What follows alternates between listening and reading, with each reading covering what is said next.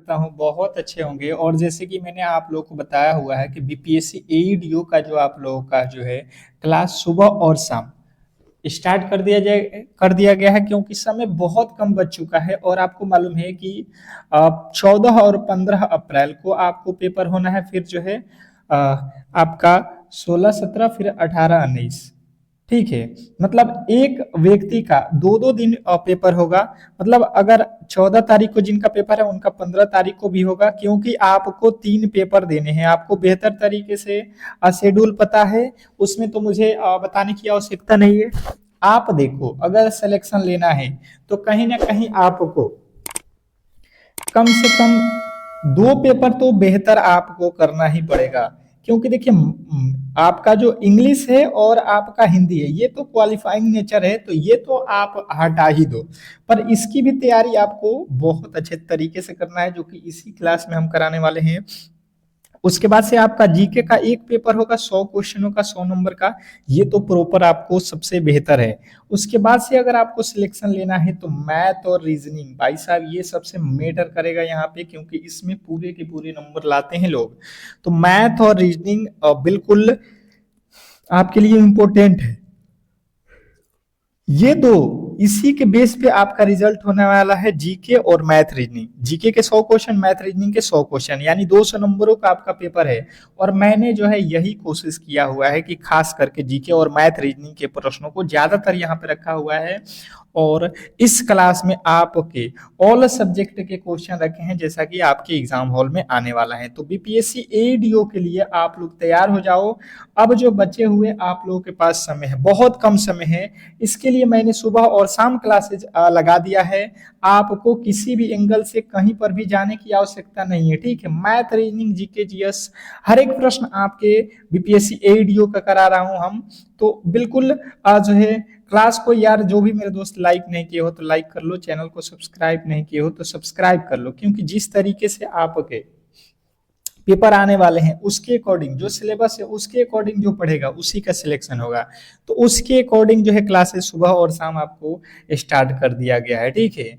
तो हमसे जुड़ना ना भूलें। पहले प्रश्न की ओर चलेंगे, और पहला प्रश्न देखिए जीके का दिया गया है। अभी इसके बाद में मैथ भी आएगा, रीजनिंग भी आएगा। इसी में आपको देखिए पेपर के तरह मैंने बनाया हुआ है कि राष्ट्रीय शिक्षा नीति 2020 के तहत परख क्या है। आपको क्वेश्चन नंबर पहले में बताना है,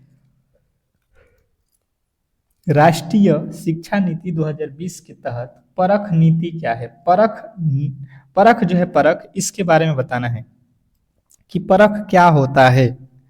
तो जो भी मेरे दोस्त बता रहे हैं कि एक राष्ट्रीय मूल्यांकन केंद्र है, उनके बिल्कुल राइट उत्तर है कि एक जो है राष्ट्रीय मूल्यांकन होता है परख। ऑप्शन नंबर बी जो है आपके बिल्कुल राइट उत्तर है। नेक्स्ट प्रश्न की ओर चलेंगे, और अगला प्रश्न आपके सामने है कि बिहार में साइकिल योजना की सफलता को देखते हुए किस अंतर्राष्ट्रीय संस्था ने इसकी जो है सराहना की है।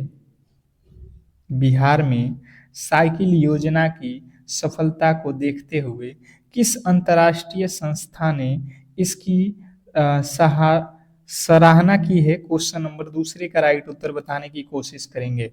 तो जो भी मेरे दोस्त बता रहे हैं कि यूनिसेफ, यूनिसेफ जो है आप लोगों के बिल्कुल राइट उत्तर है, ऑप्शन नंबर सी।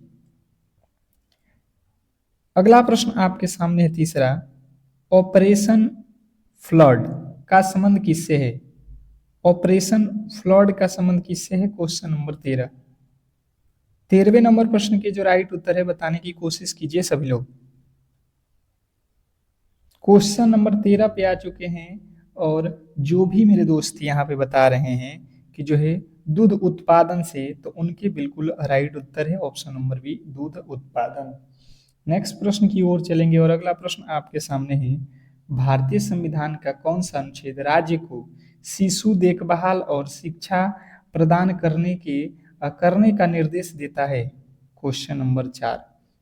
चौथे नंबर प्रश्न के जो राइट उत्तर है बताने की कोशिश कीजिए सभी लोग। भारतीय संविधान का कौन सा अनुच्छेद राज्य को शिशु देखभाल और शिक्षा प्रदान करने के निर्देश देता है। तो जो भी मेरे दोस्त बता रहे हैं 4वें नंबर प्रश्न के राइट उत्तर यहाँ पे अनुच्छेद जो है 45 उनके बिल्कुल राइट उत्तर है। नेक्स्ट प्रश्न, अगला प्रश्न आपके सामने है, संज्ञात्मक विकास का सिद्धांत किसने प्रतिपादित किया? Question number 5। 5वें नंबर प्रश्न के राइट उत्तर बताना है कि संज्ञात्मक विकास का सिद्धांत किसने प्रतिपादित किया? तो 5वें नंबर प्रश्न के राइट उत्तर जो भी मेरे दोस्त बता रहे हैं जीन पियाजे ऑप्शन नंबर बी जो है आपके बिल्कुल राइट उत्तर है। नेक्स्ट प्रश्न की ओर चलेंगे और अगला प्रश्न आपके सामने है, बिहार विधानसभा के प्रथम अध्यक्ष कौन थे?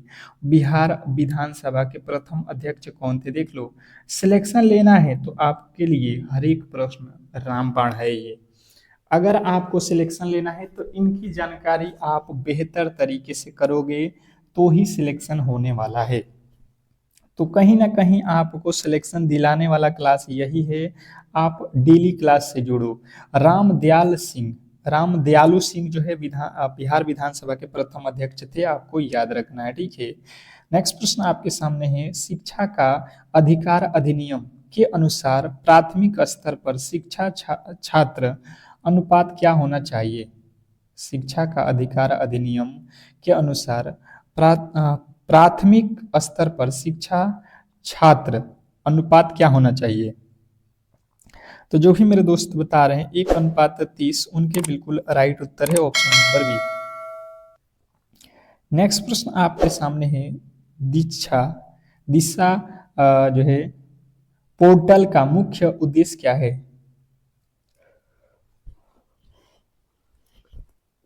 दीक्षा पोर्टल का मुख्य उद्देश्य आपको याद रखना है, जो भी मेरे दोस्त यहाँ पे कह रहे हैं कि जो है शिक्षकों का डिजिटल बुनियादी ढांचा और प्रशिक्षण। नेक्स्ट प्रश्न आपके सामने है, विश्व साक्षरता दिवस प्रतिवर्ष कब मनाया जाता है? विश्व साक्षरता दिवस प्रतिवर्ष कब मनाया जाता है? क्वेश्चन नंबर 9 बहुत इंपॉर्टेंट है, क्वेश्चन नंबर 9 के राइट उत्तर बताएंगे। तो जो भी मेरे दोस्त बता रहे हैं 8 सितंबर उनके बिल्कुल राइट उत्तर है ऑप्शन नंबर बी। नेक्स्ट प्रश्न आपके सामने है, बिहार के किस शहर में महात्मा गांधी सेतु स्थित है? बिहार के किस शहर में? Question number 10। मुझे लगता है कि 100% इस प्रश्न के राइट उत्तर आने चाहिए कमेंट बॉक्स में सभी लोग। तो 10वें नंबर प्रश्न के राइट उत्तर हो जाएगा पटना। जिन्होंने बताया है पटना गांधी सेतु है, बिल्कुल राइट उत्तर है। नेक्स्ट प्रश्न आपके सामने है, बुद्धि लब्धि मापने का सूत्र MA/CA/100 किसने दिया था? बताएंगे क्वेश्चन नंबर 11। 11वें नंबर प्रश्न के राइट उत्तर जो भी मेरे दोस्त बता रहे हैं टर्मन उनके बिल्कुल राइट उत्तर है ऑप्शन नंबर सी। नेक्स्ट प्रश्न की ओर चलेंगे और अगला प्रश्न आपके सामने है, ब्लैक बोर्ड योजना की जो है शुरुआत कब हुई थी? ब्लैक बोर्ड योजना की शुरुआत कब हुई थी? Question number 12। 12वें नंबर प्रश्न के जो राइट उत्तर है बताने की कोशिश कीजिए सभी लोग। तो जो भी मेरे दोस्त यहाँ पे बता रहे हैं 12वें नंबर प्रश्न के राइट उत्तर 1986-87 में। नेक्स्ट प्रश्न आपके सामने है, प्रसिद्ध मधुबनी पेंटिंग बिहार के किस क्षेत्र से संबंधित है? प्रसिद्ध मधुबनी पेंटिंग बिहार के किस क्षेत्र से संबंधित है? Question number 13। तो मधुबनी ये तो आप लोगों को मालूम है कि कहाँ पे है, मिथिला में है। ऑप्शन नंबर सी जो है आपके 100% सही उत्तर है। नेक्स्ट प्रश्न आपके सामने है, एक बच्चा जो साव को वास पड़ता है यह किस विकार से जो है ग्रसित हो सकता है? देखिए इसको वास को साव को वास जो पढ़ेगा यानी उल्टा पढ़ेगा तो वो किस बीमारी से ग्रसित है? तो जो भी मेरे दोस्त बता रहे हैं डिसलेक्सिया ऑप्शन नंबर 20 ए जो है बिल्कुल राइट उत्तर है। नेक्स्ट प्रश्न आपके सामने है, कह रहे हैं यहाँ पे कि भारत में पहली आधुनिक शिक्षा नीति किस वर्ष घोषित की गई थी? भारत में पहली आधुनिक शिक्षा नीति किस वर्ष घोषित की गई थी? तो जो भी मेरे दोस्त बता रहे हैं यहाँ पे 1968 उनके बिल्कुल राइट उत्तर है। नेक्स्ट प्रश्न की ओर चलेंगे। अगला प्रश्न देखेंगे आप लोगों के सामने। अब देखिए यहाँ से जो है आप लोगों के मैथ के प्रश्न फिर से आ गए, तो कहीं ना कहीं सिलेक्शन लेना है, तो आपको ऑल सब्जेक्ट पे पकड़ होनी चाहिए, तो ही इसमें सिलेक्शन होने वाला है। और सबसे जो है बेहतर अभी जो है मुझे लगता है कि सबसे बेहतर जो है आप लोगों को बीपीएससी एडीओ का ही बिहार में फॉर्म भरा गया है, ठीक है। इससे बेहतर कोई भी मुझे लगता है कि पोस्टें नहीं है। तो कहीं ना कहीं आप लोगों से मैं कहूँगा कि इसमें पूरा का पूरा जोड़ लगा दो मेरे साथ। क्लास को यार लाइक करके और चैनल को सब्सक्राइब करके रखो, तो हर एक क्लास की नोटिफिकेशन आप तक पहुंचेगी, ठीक है। तो ही एग्जाम हॉल में बेहतर करोगे। हर एक प्रश्न आपके लिए बहुत महत्वपूर्ण है। कह रहा है कि यदि दो संख्याओं का योग 25 है और इनका अंतर 13 है तो वे संख्याएं ज्ञात करें। वेरी वेरी इंपॉर्टेंट प्रश्न है। देखिए गणित के आपको कुछ प्रश्न ऐसे मिलेंगे जो आप देख के लगेगा कि भाई साहब इतना इजी आएगा। भाई साहब आपके 100 क्वेश्चन है मैथ रीजनिंग के, और 2 आवर यानी 2 घंटे के ही समय है। आपको पता है एक क्वेश्चन में लमसम 1 मिनट से थोड़ा सा ज्यादा समय, मान के चलो 1.5 मिनट में, क्या एक मैथ के क्वेश्चन या रीजनिंग के क्वेश्चन बनाना आसान है? मुश्किल है। और खास करके अगर आपको क्वेश्चन अगर मैथ के अगर 50 तो पूछता है, तो 50 क्वेश्चनों को सोल्व करने के लिए मुझे लगता है कि 1.5 घंटे की आवश्यकता हो जाएगी। अगर उसने बीपीएससी जो नाम रखा है, अगर बीपीएससी लेवल का दे दिया, अगर उसमें 20 भी क्वेश्चन, तो 20 क्वेश्चन को सोल्व करने में आपको कम से कम 50 मिनट लग जाएंगे, अगर आपका लेवल हाई कर दिया तो, ठीक है। तो वैसा ही देगा जितना उसने टाइम दिया है, तो आपको घबराने की आवश्यकता नहीं है। देखिए सबसे पहले दो संख्याओं का योग, तो आप ऑप्शन से भी बता सकते हो। 21 4 25, 20 5 25, 19 6 आपकी 25, 18 7 25, ये तो सभी के सभी योग 25 है, लेकिन इनका अंतर 13 होना चाहिए। 13 वाला आप चेक कर लो। 18 में से 7 जाता है, क्या 13 होता है? बिल्कुल गलत। 19 में से 6 जाएगा 13, बिल्कुल ये बात सही है। 20 में से 5 जाएगा 13, नहीं। 21 में से 13 जाएगा 4 जाएगा 13, बिल्कुल नहीं। आप देख लो 19 में से 6 जाएगा 13 हो जाएगा, और 19 में आप 6 जोड़ दो 25 हो जाएगा। हम ऑप्शन से भी चल जाएंगे, आप आसानी से कर सकते थे, ठीक है। नहीं तो जो आपने पढ़ा है उसके अकॉर्डिंग भी आप सॉल्व कर सकते थे, ठीक है। पर इस तरीके से तुरंत ही बनने वाला था ऑप्शन से। अगला प्रश्न आपके सामने है कि ए और बी एक काम को 10 और 15 दिनों में कर सकते हैं। यदि वे साथ मिलकर इस काम को करें तो कितने दिनों में पूरा करेंगे? बहुत इंपॉर्टेंट प्रश्न है, बहुत ज्यादा महत्वपूर्ण प्रश्न है, और बिल्कुल इस लेवल के ही प्रश्न आपको देखने को मिलेगा। कुछ क्वेश्चन मॉडरेट लेवल के होंगे, उसमें 2-3 क्वेश्चन हार्ड लेवल के भी होंगे, ठीक है। ऐसा नहीं है कि आपको सारे के सारे क्वेश्चन इजी या सारे के सारे क्वेश्चन हार्ड आने वाला है, ऐसा नहीं होता है। पेपर जो है एक बराबर नहीं होता है, कहीं पे हार्ड होता है तो कहीं इजी होता है, ताकि आपको मिलाकर पेपर जो है बनाया जाता है, ठीक है। देखिए ए जो है 10 दिनों में और बी जो है 15 दिनों में, तो आपको घबराने की आवश्यकता नहीं है कि कैसे क्वेश्चन आपको हम करा रहे हैं, आपके सिलेबस के अकॉर्डिंग करा रहे हैं, कोई भी दिक्कत नहीं होने वाला है, ठीक है। देखिए टोटल वर्क निकालोगे तो 10 और 15 का लॉस ले लो। 10 के पहाड़ में 15, 10 के पहाड़ में जो है 30 3 मर्त में, 15 के पहाड़ में 30 2 मर्त में, आप दोनों का योग कर लो। 3 और 2 5 होता है, यानी कि ए और बी मिलकर 5 काम करते हैं एक दिन में। टोटल काम हमें 30 कराना है, तो 5 से भाग दे देंगे तो 6 25 30। मुझे लगता है आसानी से आप समझ गए होंगे। नेक्स्ट प्रश्न आपके सामने है। कह रहा है एक आयताकार खेत का परिमाप 40 मीटर है, यदि लंबाई 12 मीटर तो खेत की चौड़ाई क्या होगी? मुझे लगता है कि आपको बेहतर तरीके से क्षेत्रमिति के फॉर्मूले याद होना चाहिए। जैसे आयत के परिमाप बराबर क्या होता है? 2 × L + B। आप बिल्कुल याद रखोगे, कहीं पे नोट करते चलो, ठीक है। अब देखो यहाँ पे जो है लिखा गया है 40 परिमाप है, हमने 40 परिमाप रख दिया, परिमाप बराबर 2 × L + B रख दिया, ठीक है। ये 2 के पहाड़े में 40 कट जाएगा, 20 हो जाएगा इधर, बराबर एल का वैल्यू दिया है, खेत की लंबाई दिया है, इसने कहा है कि खेत की लंबाई 12 है, तो चौड़ाई बताओ। तो चौड़ाई जब निकालना है तो ये 12 को इधर लाओ, तो 20 और माइनस में हो जाएगा 12, 20 में से 12 जाएगा। मुझे लगता है आप आसानी से राइट उत्तर के साथ हो, ऑप्शन नंबर ए 8, ठीक है। नेक्स्ट प्रश्न की ओर चलेंगे, और अगला प्रश्न आपके सामने है। कह रहा है कि प्रथम 10 प्राकृत संख्याओं का जो है औसत क्या होगा? प्रथम 10 प्राकृत संख्याओं का औसत जो है आप लोगों को बताना है। बताने की कोशिश कीजिए सभी लोग। 19वें नंबर प्रश्न पे हैं हम लोग। प्रथम 10 प्राकृत संख्या, तो 10 प्राकृत संख्या आपको मालूम होना चाहिए, गिनती की संख्या को प्राकृत संख्या कहा जाता है। ये हो जाएगा 4, 5, 6, 7, 8, 9, 10। ये 10 हो गया, इसको योग करो और बट्टा में कर दो 10। तो आपको जो है इन सभी को जोड़ना है, राशियों की योग बट्टा राशियों की संख्या, औसत बराबर होता है, जोड़ लो। या आप इसके तरीके देखो, सब में एक एक का अंतर है, तो आप जो है इसको क्या करोगे कि आप इसके 4 अंक काट दो, बीच में 2 अंक बच रहे हैं, तो 5 और 6 इन दोनों को जोड़ दो, बटा 2 कर दो, यानी कि 11/2 कितना होता है 5.5। या आप इसको जोड़कर भी बना सकते हो। जो तरीका आपको मालूम है जिससे आपको तुरंत आंसर मिलता है उसके अकॉर्डिंग जाओगे। यदि एक घड़ी 10% की हानि पर 450 में बेची गई तो उसका जो है क्रय मूल्य क्या होने वाला है। क्वेश्चन नंबर 20 पे आ चुके हैं, बताने की कोशिश कीजिए सभी लोग।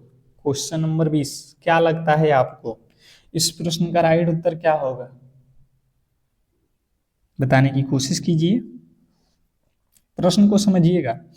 इसने कहा है कि भाई साहब हमारे पास 100 रुपया है और 10% के हानि पर अगर हम सामान बेच रहे हैं, अर्थात हम जो 100 रुपये का सामान खरीदे हैं उसको 90 रुपया में बेच रहे हैं, अर्थात हमें 10% की हानि हुई। हमने तो बेचा है 490 रुपया में, ठीक है।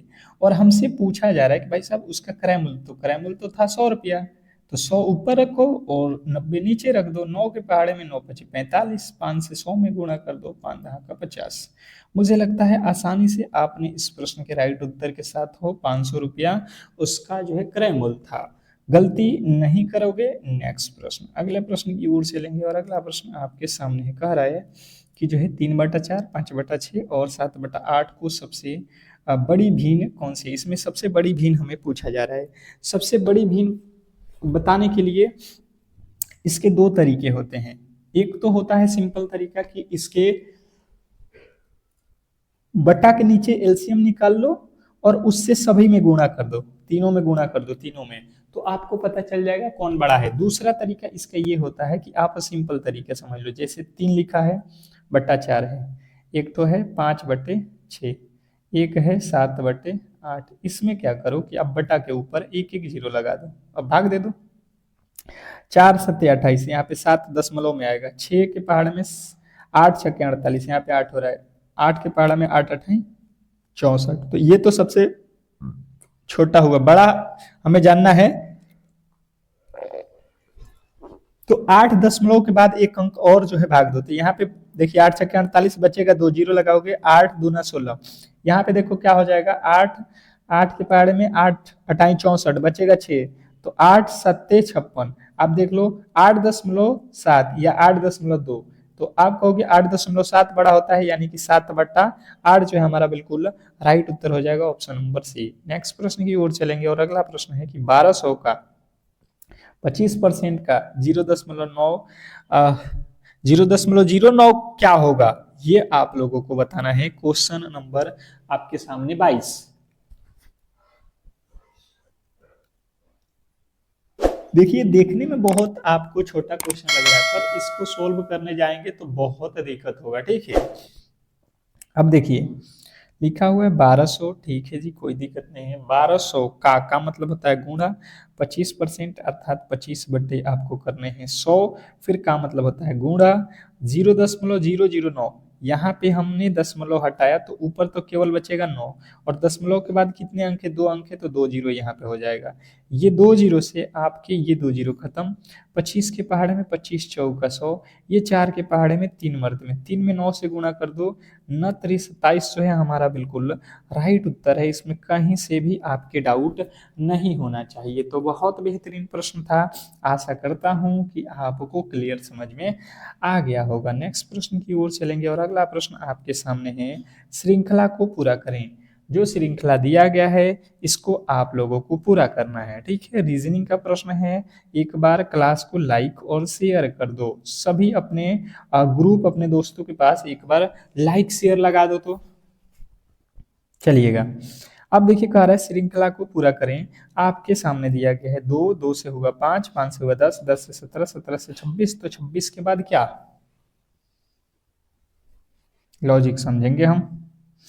2 से 5 हुआ अर्थात 3 जोड़ दिया, 5 से 10 यानी कि 5 जोड़ दिया, 10 से 17 7 जोड़ दिया, 17 से 26 9 जोड़ दिया। तो इसके आगे हम क्या करेंगे? 3 5 7 9, 9 के बाद 11, विषम संख्याओं को जोड़ रहा है। जब 11 जोड़ोगे तो कितना हो जाएगा? 26 और 11 37 हमारा बिल्कुल राइट उत्तर है, ऑप्शन नंबर बी।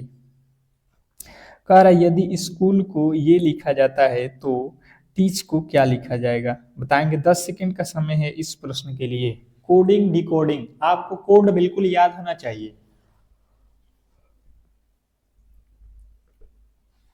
आपको कोड उल्टा और सीधा दोनों तरीके से मालूम होना चाहिए, तो ही आप बेहतर करोगे एग्जाम हॉल में, ये भी जान लो।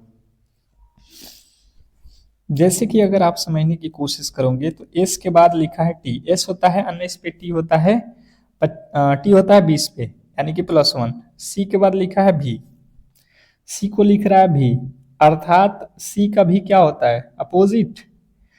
सी का भी क्या होता है? अपोजिट। नहीं, अपोजिट तो नहीं होता है जी। एच के बाद आई लिखा है यानी +1, ओ के बाद पी, ओ के बाद पी, एल के बाद एम, अर्थात यहाँ पे थोड़े से देखिएगा, सी का यहाँ पे होना चाहिए डी, ठीक है, यहाँ पे मिसिंग है, गलती हुआ था। अब यहाँ पे बना लो, सब में +1 किया गया। टी के बाद क्या होता है? यू, ई के बाद क्या होता है? भी, टी के बाद यू, ई के बाद एफ, ए के बाद बी, सी के बाद डी, एस के बाद आई। आप देख लो कहाँ पे है, कहाँ पे राइट उत्तर आपको मिल रहा है? यू, ये भी गलत है, यू जी लिख दिया, ये भी गलत है भाई साहब। ऑप्शन नंबर बी वाला ही हमारा राइट उत्तर है, गलती की गुंजाइश नहीं होगा। नेक्स्ट प्रश्न की ओर चलेंगे और अगला प्रश्न आपके सामने है, विषम आकृति को चुने। विषम शब्द को चुने, आकृति नहीं, विषम शब्द को चुनना है हमें। देखिए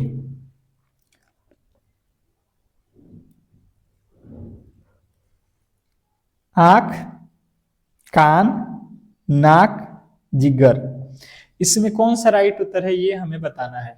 बताने की कोशिश कीजिए,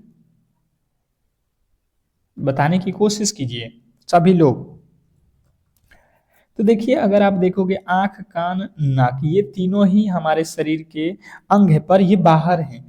और जिगरा जो होता है हमारे शरीर के आंतरिक हिस्सा में होता है, अंदर होता है, जो कि ऑप्शन नंबर डी में दिया गया है। डी जो है बिल्कुल राइट उत्तर है। नेक्स्ट प्रश्न देखेंगे आप लोगों के सामने कि यदि ए का अर्थ प्लस, बी का अर्थ माइनस, सी का अर्थ गुणा, तो इसके मान हमें निकालने हैं। बताएंगे अब, बताएंगे सभी लोग इस प्रश्न के राइट उत्तर क्या होने वाला है।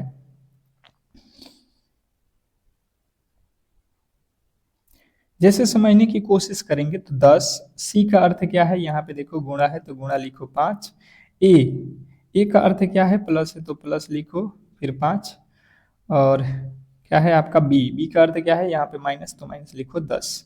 बस कर लो, 10 × 50 प्लस के 5 माइनस के 10, ये हो जाएगा 50 और 5 55 में से 10 घटा देंगे, हो जाएगा हमारा यहाँ पे जो है आप लोगों का वैल्यू 45। और जिन्होंने भी ऑप्शन नंबर बी को चुना है उनके 100% सही उत्तर है।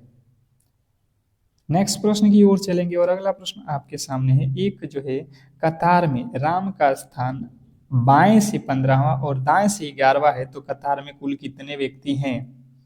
स्टार लगाओ, ये प्रश्न पे स्टार लगा लो। सिलेक्शन लेना है तो आपको ऐसे प्रश्न बिल्कुल आने चाहिए। जैसे समझने की कोशिश कीजिएगा, कोई इधर से आ रहा है बाएं से, तो उसका स्थान बाएं से 15वां है, ठीक है। राम है तो राम ही लिख लो, बाएं से 15वां, ये बायां हिस्सा हो गया, और यहाँ पे दाहिना हिस्सा हो गया। दाएं से आ रहा है तो इसका स्थान कौन से नंबर पे है? 11वें नंबर पे है। इधर से 11वां, इधर से 15, तो अब क्या करो, 11 और 15 हमें तो जोड़ देना, 11 15 होता है कितना? 26। पर यहाँ पे देखो राम जो बीच में खड़ा है, इसको हमने दाहिने से बाएं से दोनों तरफ से गिना हुआ है, तो राम तो दो ठो राम तो है नहीं, एक ही राम है, यानी कि हमें जो है बताना है कि टोटल लोगों की संख्या जो है इसमें 25 है। गड़बड़ी नहीं करना है। नेक्स्ट प्रश्न आपके सामने है, कलम का संबंध लिखना से है तो चाकू का संबंध किससे है? मुझे लगता है कि सबसे इजी प्रश्न है। देखिए, कलम से हम क्या करते हैं? लिखते हैं। तो चाकू से हम क्या करते हैं? सभी लोगों को मालूम है, काटते हैं। नेक्स्ट प्रश्न आपके सामने है, लुप्त संख्या ज्ञात कीजिए। लुप्त संख्या ज्ञात करना है हमें। आप इस श्रृंखला के वार्ड के स्थान पे राइट उत्तर बताने की कोशिश करेंगे। जैसे कि आप समझने की कोशिश करोगे, एक जो होता है एक, ये एक का क्यूब होता है, 8 2 का क्यूब होता है, 27 3 का क्यूब होता है, 64 4 का क्यूब होता है। तो 1 2 3 4, 4 के बाद हो जाएगा 5, 5 का क्यूब होता है 125। और जो भी मेरे दोस्त यहाँ पे बता रहे हैं ऑप्शन नंबर सी उनके बिल्कुल राइट उत्तर है। नेक्स्ट प्रश्न की ओर चलेंगे और अगला प्रश्न आपके सामने है। कह रहा है, यदि आज मंगलवार है तो आज से 62 दिन बाद कौन सा दिन आएगा? यदि आज मंगलवार है तो आज से 62 दिन बाद कौन सा दिन आएगा? Question number 30। 30वें नंबर प्रश्न के जो राइट उत्तर है बताने की कोशिश कीजिए सभी लोग। तो देखिए, 62 दिन बाद जाना है, अर्थात 62 में आपको क्या करना है? 7 से भाग देना है। 7 8 56। शेष हमें यहाँ पे देखना होता है कि शेष कितना बच रहा है। तो शेष बच रहा है 6 दिन, अर्थात जो हमारा मंगलवार है इसमें 6 दिन प्लस कर लो। मंगलवार के बाद से 6 दिन आ जाओ। मंगल के बाद बुध, बुध के बाद बृहस्पति, बृहस्पति के बाद शुक्र, शुक्र के बाद शनि, शनि के बाद से आपका क्या हो जाएगा? रविवार, रविवार के बाद से सोमवार। तो ये जो दिन होगा सोमवार आपका बिल्कुल राइट उत्तर है। नेक्स्ट प्रश्न की ओर चलेंगे। कह रहा, बिहार के किस प्रसिद्ध व्यक्ति को आजाद शत्रु के नाम से जाना जाता है? बिहार के किस प्रसिद्ध व्यक्ति को आजाद शत्रु के नाम से जाना जाता है? तो आजाद शत्रु के नाम से जाना जाता है doctor Rajendra Prasad. Option number B जो है आपके बिल्कुल राइट उत्तर है। नेक्स्ट प्रश्न की ओर चलेंगे और अगला प्रश्न आपके सामने है कि हाल ही में घोषित बिहार बिजनेस कनेक्ट 2024 का जो उद्देश्य क्या है? बताइएगा। क्वेश्चन नंबर आपके सामने जो है 32वें नंबर प्रश्न के राइट उत्तर आपको याद रखना है, राज्य में औद्योगिक निवेश आकर्षित करना। राज्य में औद्योगिक निवेश आकर्षित करना। नेक्स्ट प्रश्न आपके सामने है कि जो है यूनेस्को का मुख्य उद्देश्य मुख्यालय कहाँ है? यूनेस्को का मुख्यालय आप लोगों से पूछा जा रहा है। क्वेश्चन नंबर 33वें नंबर प्रश्न का राइट उत्तर आपको बताना है, यूनेस्को का मुख्यालय कहाँ है? तो जो भी मेरे दोस्त बता रहे हैं पेरिस, उनके बिल्कुल राइट उत्तर है। नेक्स्ट प्रश्न की ओर चलेंगे और अगला प्रश्न है, भारतीय संविधान के किस भाग में राज्य के नीति निदेशक तत्व वर्णित है? भारतीय संविधान के किस भाग में राज्य के नीति निर्देश वर्णित है? तो जो भी मेरे दोस्त बता रहे हैं भाग 4 डीपीएसपी बिल्कुल राइट उत्तर है आपका ऑप्शन नंबर सी। नेक्स्ट प्रश्न की ओर चलेंगे और अगला प्रश्न आपके सामने है कि सत्यार्थ प्रकाश पुस्तक के लेखक कौन है? सत्यार्थ प्रकाश पुस्तक के लेखक कौन है? क्वेश्चन नंबर 35वें नंबर प्रश्न के जो राइट उत्तर है बताने की कोशिश कीजिए सभी लोग। सत्यार्थ प्रकाश पुस्तक के लेखक कौन है? तो जो भी मेरे दोस्त बता रहे हैं यहाँ पे Swami Dayanand Saraswati. Option number C जो है आपके बिल्कुल राइट उत्तर है। नेक्स्ट प्रश्न आपके सामने है कि बिहार का कौन सा जिला चावल के उत्पादन में अग्रणीय है? बिहार का कौन सा जिला चावल के उत्पादन में अग्रणीय है, मतलब सबसे ज्यादा चावल उत्पादन करने वाला बिहार का कौन सा जिला है? तो आपको याद रखना है रोहतास। ऑप्शन नंबर ए जो है 100% सही उत्तर है। नेक्स्ट प्रश्न आपके सामने है, ओजोन परत वायुमंडल के किस परत में पाई जाती है? ओजोन परत वायुमंडल के किस परत में पाई जाती है? क्वेश्चन नंबर 37वें नंबर प्रश्न के जो राइट उत्तर है बताने की कोशिश कीजिए सभी लोग। तो ओजोन परत जो है आप लोगों को समताप मंडल में पाया जाता है। ऑप्शन नंबर बी जो है आपके बिल्कुल राइट उत्तर है। अगला प्रश्न आपके सामने है कि वर्तमान में भारत के मुख्य चुनाव आयुक्त कौन है? वर्तमान में भारत के मुख्य चुनाव आयुक्त कौन है? तो देखिए, यहाँ पे जो आपके ऑप्शन दिए गए हैं चारों के चारों भाई साहब टाइपिंग एरर है। यहाँ पे आपको ध्यान देना है कि कौन है? ज्ञानेश कुमार। कौन है? गणेश कुमार। आपको याद रखना है, गलती नहीं करना है। बिल्कुल बहुत इंपॉर्टेंट ये प्रश्न है। अगला प्रश्न है, एशियाई विकास बैंक का मुख्यालय कहाँ है? एशियाई विकास बैंक का मुख्यालय कहाँ है?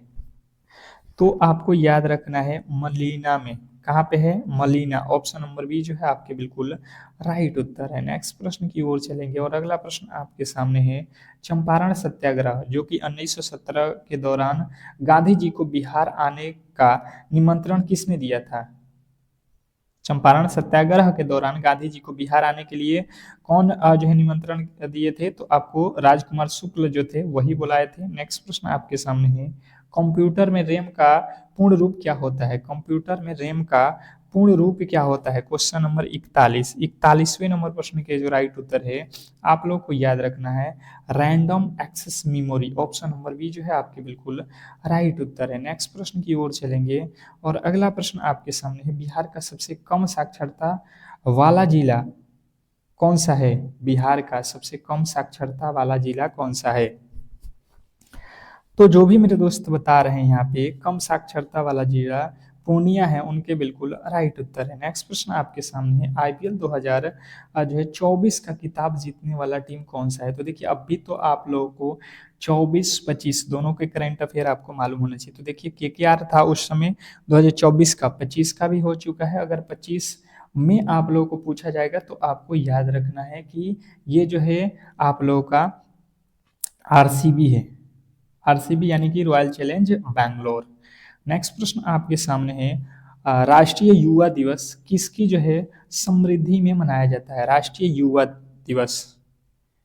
तो आप लोगों को मालूम है कि राष्ट्रीय युवा दिवस स्वामी विवेकानंद के जयंती पर मनाया जाता है। इनकी जन्म जो है 12 जनवरी को हुआ था, इसलिए ये इन्हीं की जयंती पर मनाया जाता है। अगला प्रश्न आपके सामने है, बिहार में कुल कितने प्रमंडल है? बिहार में कुल कितने प्रमंडल है बताएंगे? बिहार में कुल कितने प्रमंडल हैं? तो जो भी मेरे दोस्त बता रहे हैं कि बिहार में टोटल प्रमंडल की संख्या 9 है, उनके 100% सही उत्तर है। तो यहाँ पे जो है आज के क्लास को हम लोग यहीं पे समाप्त करेंगे। अगर आपको ये क्लास अच्छा लगा है तो मैं कहूँगा कि आप लोग डेली ही क्लास को करिए, क्योंकि देखिए अब बहुत कम समय बच चुका है। आपको एक आध दो दिन में एडमिट कार्ड भी आ जाएगा कि आपका पेपर कब है, तो आप बिल्कुल अभी से लग जाओ। सिलेक्शन लेना है तो डेली क्लास करो, चैनल को सब्सक्राइब करके रखोगे तो हर एक क्लास की नोटिफिकेशन जाएगी। मिलते हैं नेक्स्ट क्लास में, तब तक के लिए धन्यवाद।